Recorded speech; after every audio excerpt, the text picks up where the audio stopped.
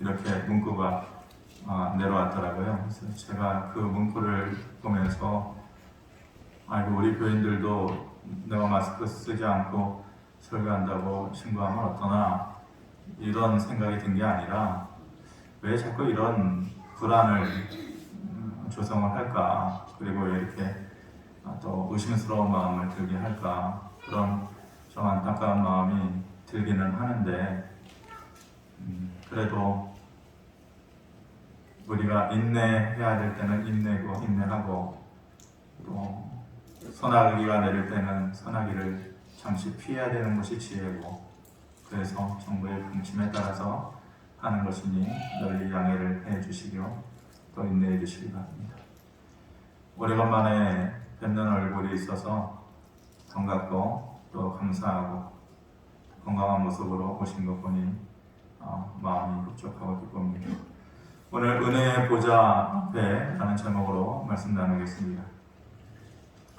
제가 지난 2년간 여러분들에게 의도를 가지고 설교한 큰 주제는 하나님께서 우리에게 누구시더냐라는 것이었습니다.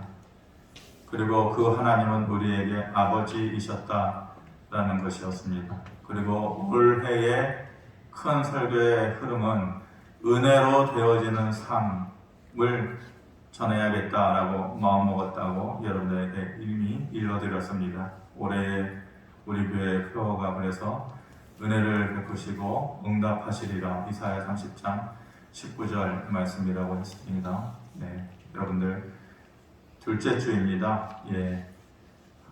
올 한 해 동안 마음에 품고 또 새기시고 기억하시고 또 그 말씀 붙잡고 기도하셔야 됩니다. 그래서 은혜를 베푸시고 응답하시리라 라는 이 말씀을 아침에 눈 뜰 때에 길게 기도하지 않습니다.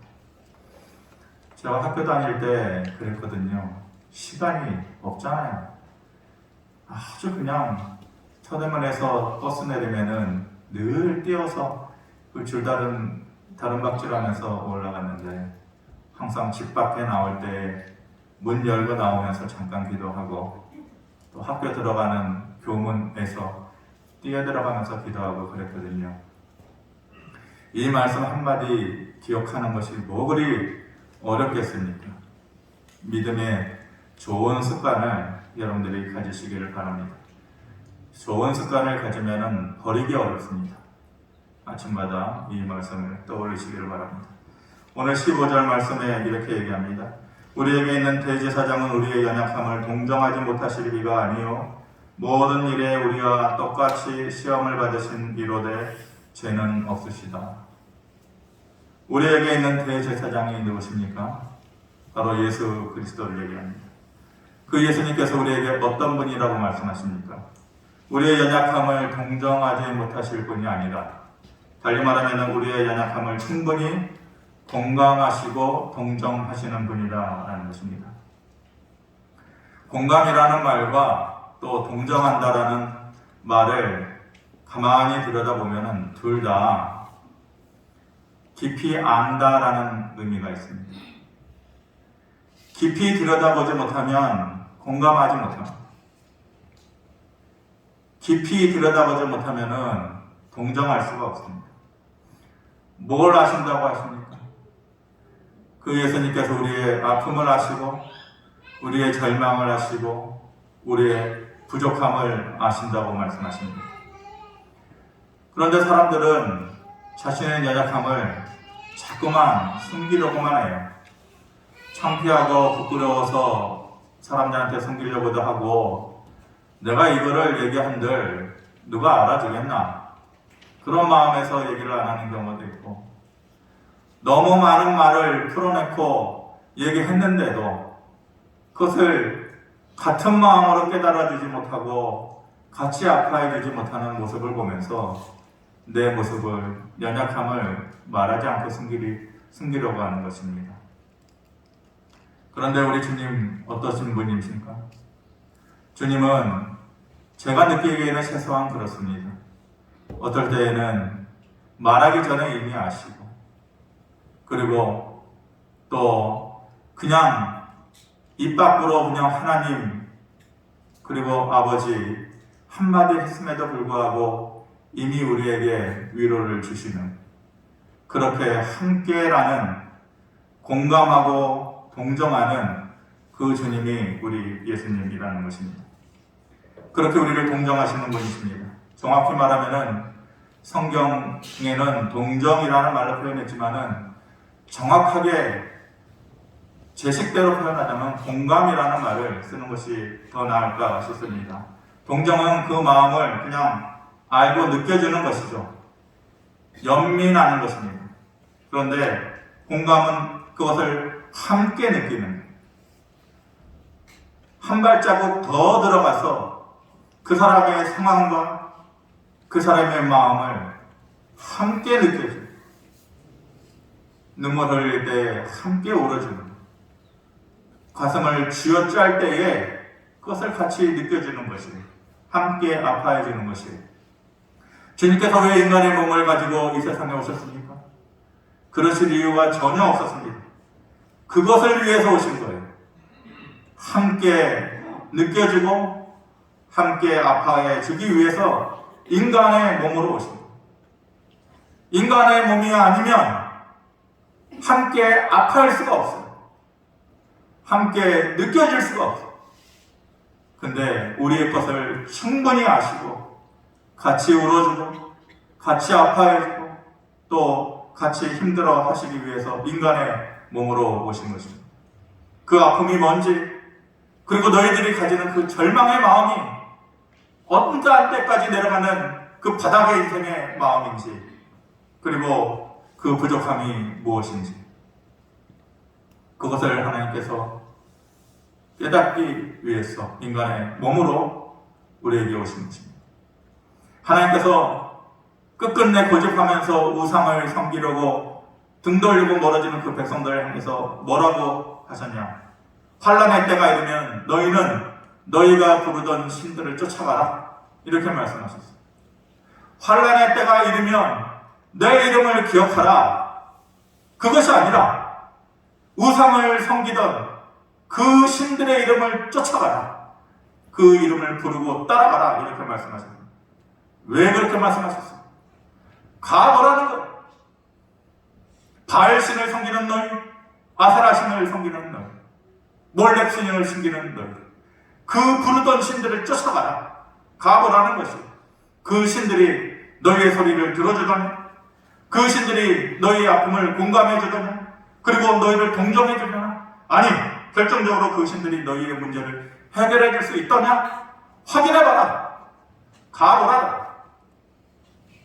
오히려 너희가 그토록 섬기던 우상들은 나무로 만든 것이요 돌로 만든 것이요, 너희가 직접 들어서 이곳에서 이곳으로 옮기지 않으면 다닐 수도 없는 신들이요, 너희의 소리를 들어주지도 않는 신들이요, 말할 수도 없는 존재이지 않느냐. 그러면서 뭐라고 얘기합니까? 로마서 8장 26절에 이와 같이 성령도 우리의 연약함을 도우시나니 우리는 마땅히 기도할 바를 알지 못하나 오직 성령이 말할 수 없는 탄식으로 우리를 위하여 친히 간구하신다. 그 신들을 선택할 것이냐, 이 하나님을 선택할 것이냐. 성령이 우리의 연약함을 아시고 도우신다고 하십니다. 어떤 아픔이 있는지, 어떤 절망이 있는지, 그리고 그것에서 멈추지 않고 말할 수 없는 한식으로 우리를 위하여 간구하시고 도우신다고 하십니다. 그러므로 우리가 할 일은 그 긍휼을 얻기 위해서, 그 은혜를 얻기 위해서 오늘의 제목처럼 그 은혜의 보좌 앞에 나아가야 하는 것입니다. 16절에 이렇게 말씀하십니다. 그러므로 우리는 긍휼하심을 받고 때를 따라 돕는 은혜를 얻기 위하여 은혜의 보좌 앞에 담대히 나아갈 것이다. 긍휼을 받는다라는 것과 은혜를 받는다라는 것은 도우심을 받고 채우심을 얻는 것입니다. 우리가 살면서 꼭 필요한 두 가지의 것이 이것입니다. 하나님의 도우심이 있고 하나님의 채우심이 있어야만 하는 것입니다. 꼭 필요할 때 누군가가 도와주는 그 도움의 손길이 필요합니다. 우리의 힘과 능력으로 채울 수 없는 그 몇 프로의 삶, 그렇지만은 전전긍긍하고 아무리 있어도 채워지지 않는 그러한 삶, 그 부족한 것을 채우는 손길이 우리에게 꼭 필요한 것입니다. 그런데 우리 주님이 때를 따라서 그것이 있어야 되는 것을 우리에게 아시고 그것을 주신다 하십니다. 꼭 필요할 때 주신다고 하십니다. 성경을 보면 이스라엘 백성들 늘 때를 따라서 하나님의 도우심을 얻는 삶을 살았던 사람들입니다. 요엘 2장 23절에 이렇게 말씀하십니다. 시온의 자녀들아, 너희는 너희 하나님 여호와로 말미암아 기뻐하며 즐거워하라. 그가 너희를 위하여 비를 내리시되 이른 비를 너희에게 적당하게 주시리니 이른 비와 늦은 비가 예전과 같을 것이다. 꼭 필요할 때 필요한 것을 주시는 그 주님이 적당할 때에 적당한 것으로 이른 비와 늦은 비를 예전과 같게 너희에게 주신다고 말씀하십니다. 이른 비는 어떤 비를 얘기한다고 그랬어요? 1년 농사 지을 때에 농사 씨를 뿌릴 때에 이스라엘은 그 즈음에 땅은 쩍쩍 갈라져 있어요. 가뭄으로 인해서 이미 다 말라져 있는 땅이에요. 그 갈라져 있는 땅에 씨를 뿌려봤자 그 딱딱해져 있는 땅에 씨가 제대로 뿌리 내릴 수가 없어요. 그러니 농사의 시작부터 실패하는 거죠. 그래서 준비 작업을 하는 것입니다. 농사의 처음 시작 전에 씨를 뿌리기 직전에 하나님께서 이른 비를 내려주셔서 땅을 준비시켜 놓는 것입니다.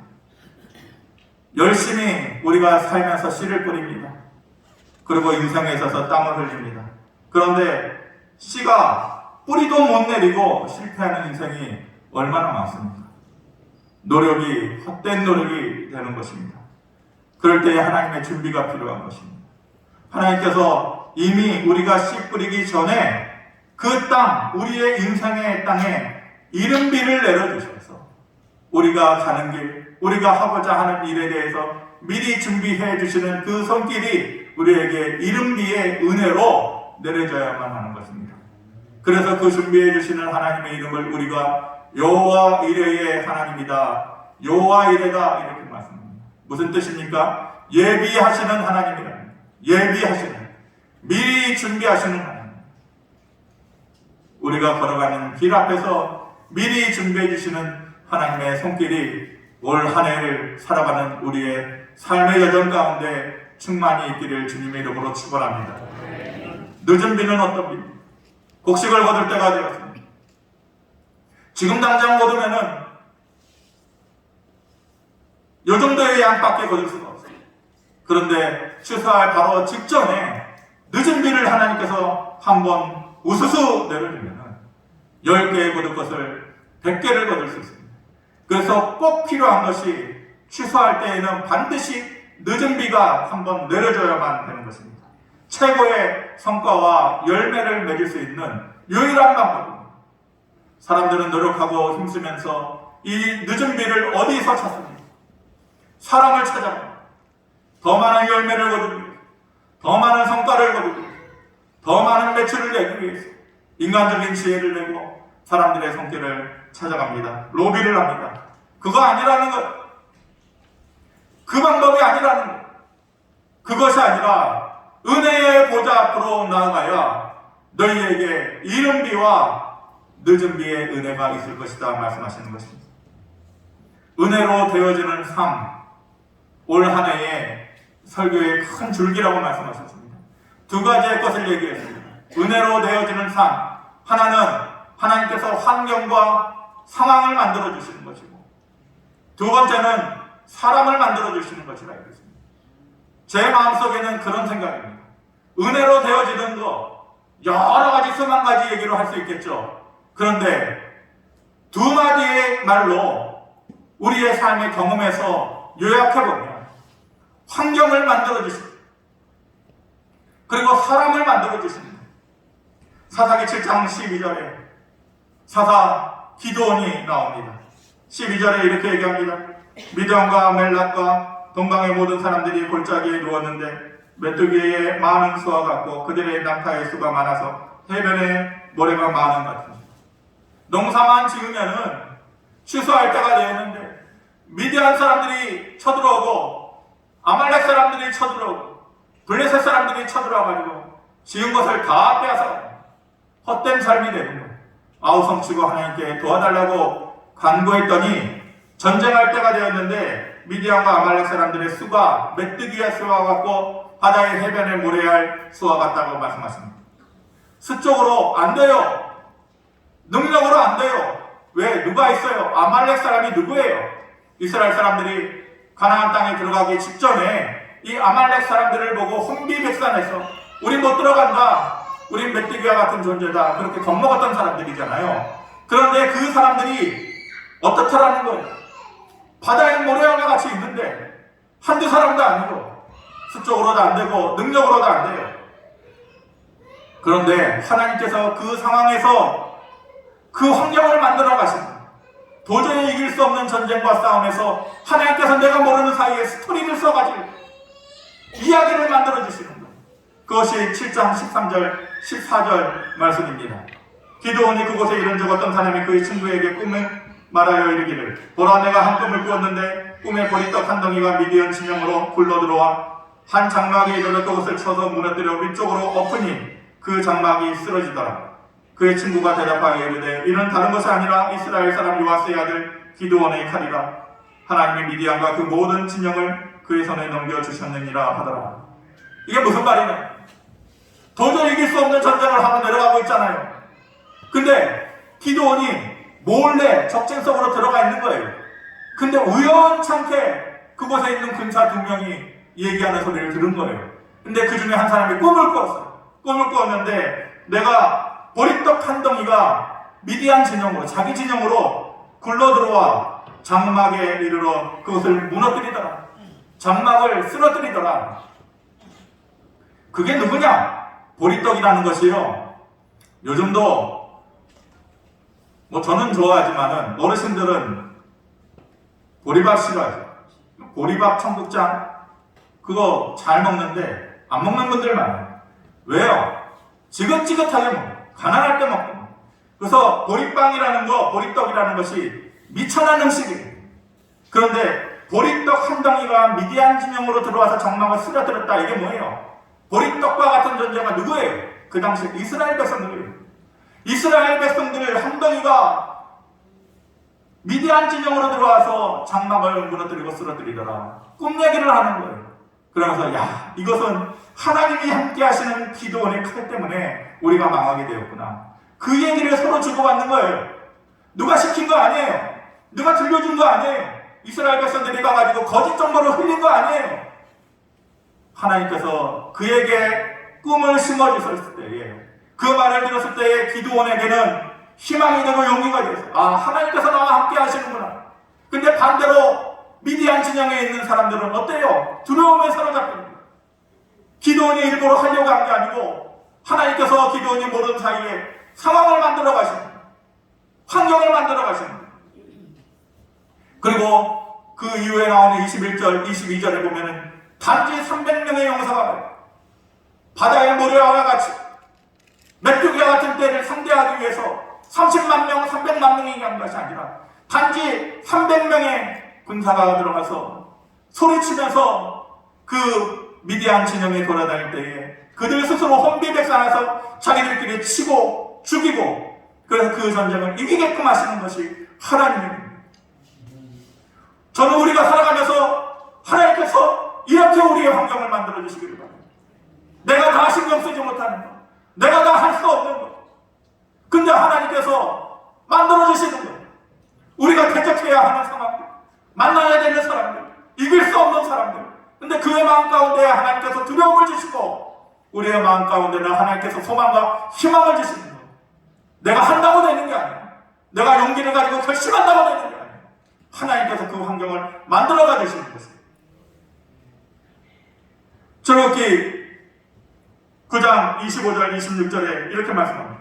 우박이 애굽 온 땅에서 사람과 짐승을 막론하고 밭에 있는 모든 것을 쳤으며 우박이 또 밭의 모든 채소를 치고 들의 모든 나무를 꺾었으되 이스라엘 자손들이 있는 그곳 고센 땅에는 우박이 없었더라. 그리고 그 출애굽기 10장 22절에 이렇게 얘기합니다. 모세가 하늘을 향하여 손을 내밀며 캄캄한 흑암이 3일 동안 애굽 온 땅에 있어서 그동안 사람들이 서로 볼 수 없으며 자기 처소에서 일어나는 자가 없으되 온 이스라엘 자손들이 거주하는 곳에는 빛이 있었더라. 여러분, 애굽에 10가지 재앙이 있는데 그 가운데 7번째 재앙이 우박의 재앙, 그리고 9번째 재앙이 흑암의 재앙. 그런데 여러분, 제주도에 가보면 뭐 다른 것도 그런 것이 있지만 금방 차 타고 가는데 여기는 소낙비가 내려요. 타고 가다가 여기에는 빛이 있어요.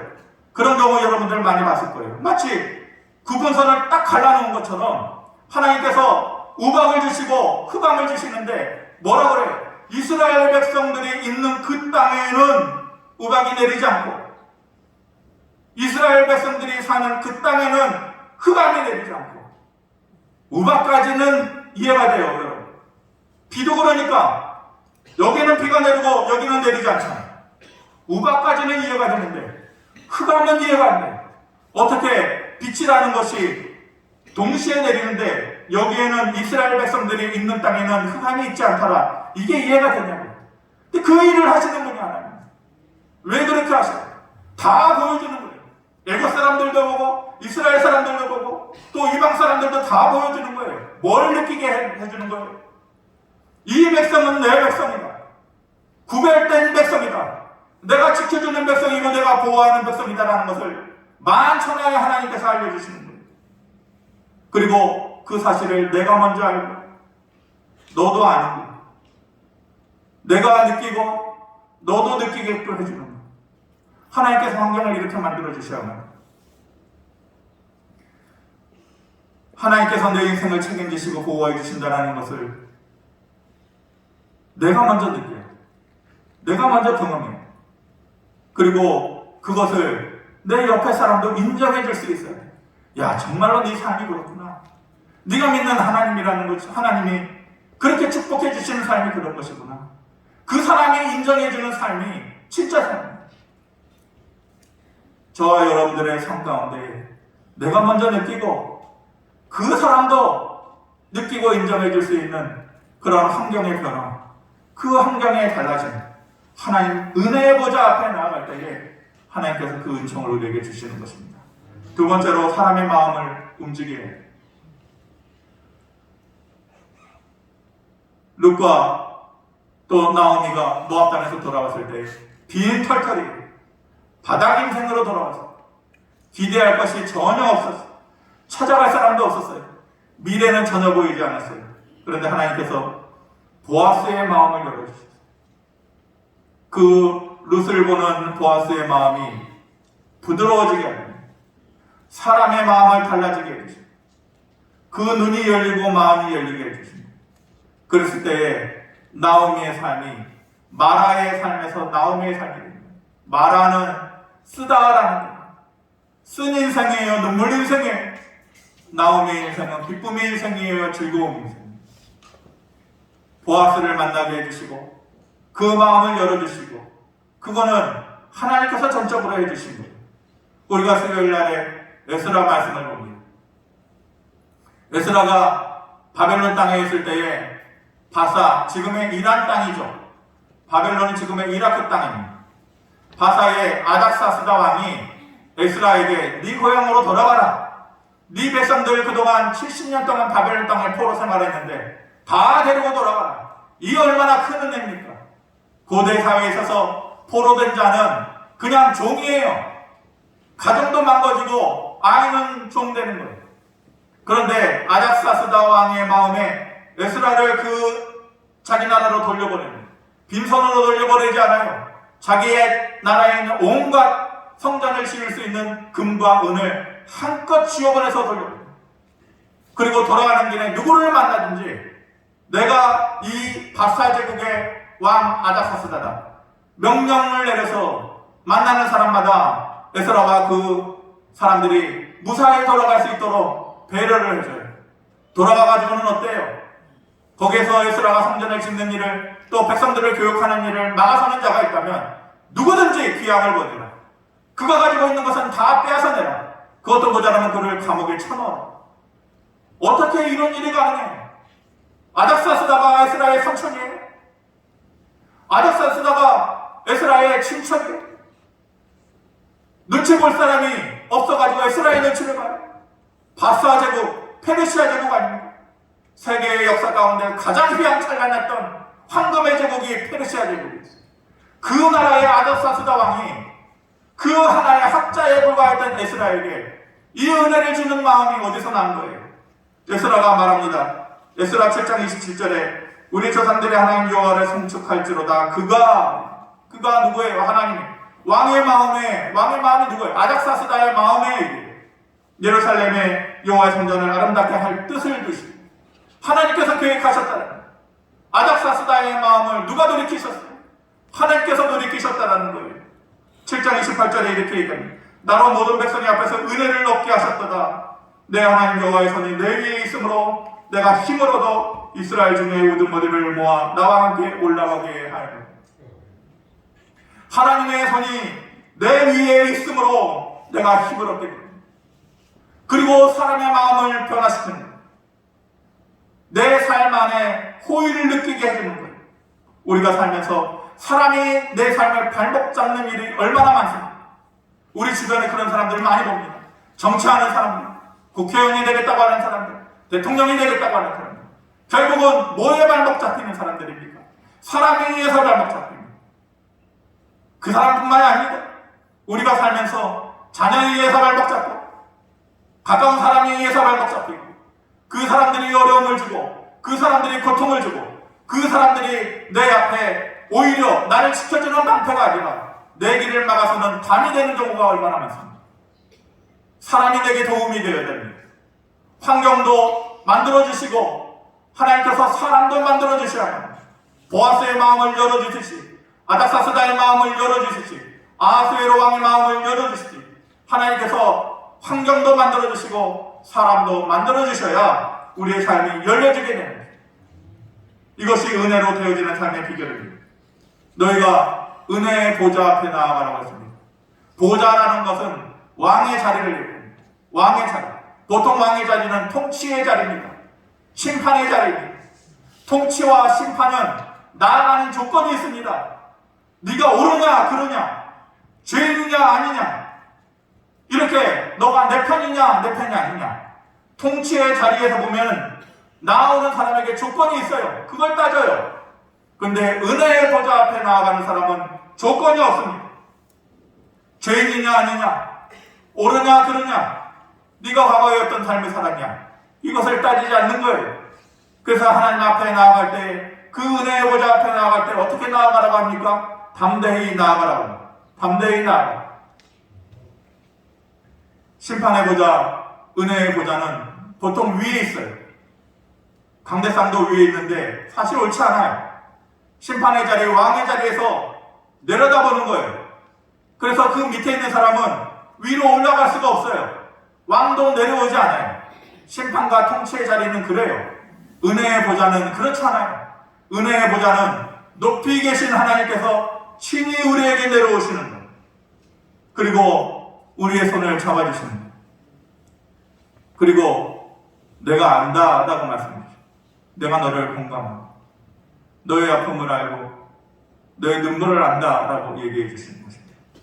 그 보좌 앞에 나아갈 때에만 우리의 삶에 은혜가 있고 긍휼이 있고 도우심과 채우심이 있는 것입니다.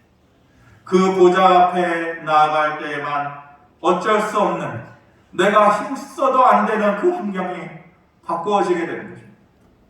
그 보좌 앞에 나아갈 때에만 내가 손댈 수 없는 내 주변의 사람을 하나님께서 바꿔놓으시는 것입니다. 은혜의 보좌 앞에 나아가야만 우리가 달라질 수 있습니다.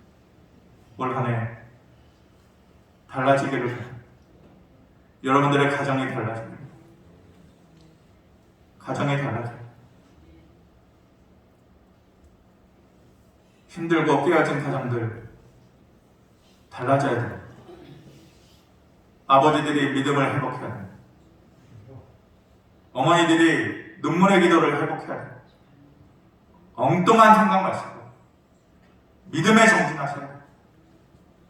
은혜의 보좌 앞에 나아갈 때에만 우리의 환경과 사람이 달라집니다.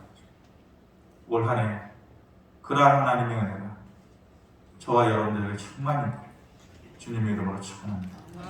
아버지 하나님, 우리가 부족하고 연약한데 이것을 누가 알아주겠으며 누가 위로해 주겠으며 누가 이거를 해결할 수 있겠습니까? 우리가 은혜의 보좌 앞에 나아갈 때에만 은혜로 되어지는 삶을 우리가 경험할 줄 믿습니다.